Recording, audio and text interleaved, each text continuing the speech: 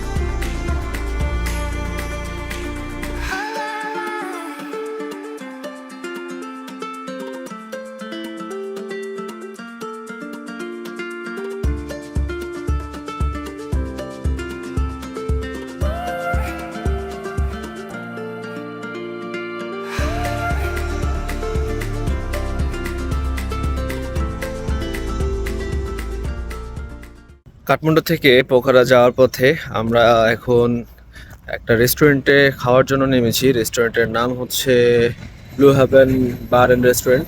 তো এখানে দুপুরে লাঞ্চটা শেষ করব।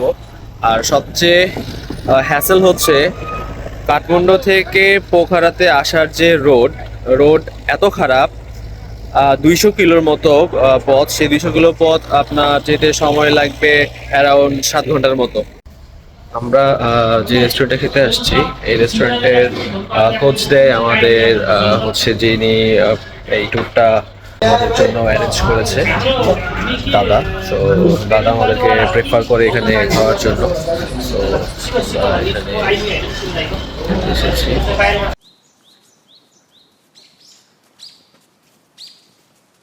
আমরা যেখানে খেতে বসছি, মানে খাওয়ার জন্য নামছি, এই রেস্টুরেন্ট থেকে জাস্ট আপনারা ভিউটা দেখেন। আমি জানি না ক্যামেরায় কতটুকু আপনারা এই ভিউটা স্পষ্ট বুঝতে পারবেন, বাট মাশাআল্লাহ, আপনার চোখের শান্তি এই জায়গা দেখে।